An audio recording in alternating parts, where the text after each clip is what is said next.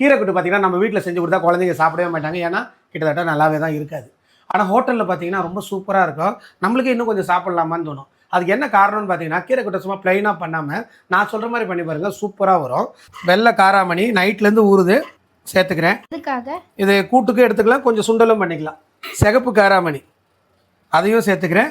இந்த சுண்டல் முங்குற அளவுக்கு தண்ணி வச்சுங்க. குண்டு போட்டாச்சு, 2 விசில் வரட்டும். கீரை கூட்டுக்கு பாத்திரத்தை போடுறேன். கடலை எண்ணெய் ஒரு 2-3 ஸ்பூன் வரைக்கும் விட்டுங்க.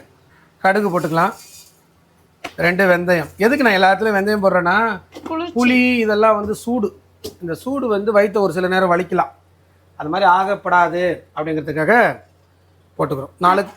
4 குண்டு மிளகா. வெங்காயம் சேர்த்துக்கலாம், பெரிய வெங்காயம் 1, ஒரு கொத்து கருவேப்பிலை, கூட்டுக்கு தேவையான பெருங்காயம், கூட்டு பெருங்காயம் சேர்த்துக்கிறேங்க. 2 தக்காளி சேர்த்துடலாம்.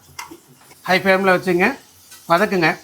நான் சொல்லியிருக்கிறேன், ஊற்றி சாப்பிட்ற ஐட்டத்துக்கெலாம் ஒரு ஆளுக்கு 1 கிராம், அப்போ தொட்டு சாப்பிட்ற ஐட்டத்துக்கு ஒரு ஆளுக்கு 1/2 கிராம். இந்த ஃபுல்லாக போட்டோம்ல சாம்பாருக்கு, கூட்டுக்கு பாதி. ஒரு 1/2 சிட்டிகை மஞ்சத்தூள். இதில் கீரை, என்ன கீரை? இது முளைக்கீரை, முளைக்கீரை தான் சேர்த்துருக்குறோம். கீரை வெரைட்டி சமைக்கிறீங்கன்னா உப்பு முதலே போடக்கூடாது.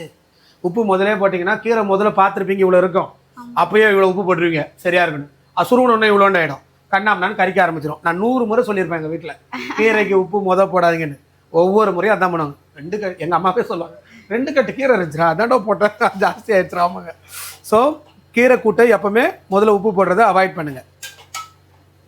இப்போ நல்லா சுண்டிடுச்சு. இதுக்கு ஒரு அரவை அரைக்கணுங்க. ஒரு மிக்ஸி ஜார் எடுத்துங்க, ஒரு கைப்பிடி தேங்காய் சில்லு போட்டுங்க, ஒரு 5 பச்சை மிளகா போட்டுக்கலாம், கொஞ்சம் சீரகம். இது 3த்தையுமே நல்லா நைஸாக தண்ணி விட்டு அரைச்சிக்கலாம். ஒரு கைப்பிடி தேங்காய், 5 பச்சை மிளகா, கொஞ்சமாக சீரகம் வச்சு அரைச்ச விழுதை சேர்த்துக்கிறோம். அதுக்கு ஒரு வதக்குங்க. பருப்பு வேக வச்சோம் இல்லையா, அதை சேர்த்துக்கலாம். இது ஏன் இன்னும் ஸ்பெஷலாக மாற்றுறதுக்கு, நைட்லேருந்து உரிச்சு 2 விசில் தான் விட்டேன், பஞ்சு வந்துடுச்சு. அதை தண்ணியோடையே சேருங்க, தண்ணியை கீழெல்லாம் ஊற்ற வேண்டாம், அதில் தான் எல்லா சத்து இருக்கும். திக்காக கரைச்ச புளி கொஞ்சோண்டு, அதாவது போட்டது தெரியாத அளவுக்கு. பாருங்கள், ஆல்மோஸ்ட் கூட்டு ரெடி ஆகிடுச்சு. கடைசியாக இறக்க போகிறீங்க அப்படிங்கும்போது எல்லாம் நைஸாக அரைச்ச இஞ்சி ஒரு சின்ன அளவில் சேர்த்துட்டு நல்லா கலந்து விட்டுறணும். அடுப்பை அணைச்சாச்சு. நெய் இருக்குது அதனால் போடுறேன், ஆனால் கம்பல்சரி நெய் போடணுங்கிறதெல்லாம் ஒன்றுமே இல்லை. நெய்யை போட்டுட்டு கூட்டு தயார். கீரை, வெள்ளை காராமணி, சிகப்பு காராமணி போட்டு ஒரு கூட்டு செஞ்சோம் இல்லையா, அதோட டேஸ்டிங் பார்த்துலாம். ஆஹா, அருமையாக இருங்க, அந்த அளவு ருசியாக இருக்குது. கண்டிப்பாக ட்ரை பண்ணிட்டு எப்படி இருந்துச்சுன்னு கமெண்ட் பண்ணுங்கள். தேங்க்யூ ஸோ மச் ஃபார் வாட்சிங்.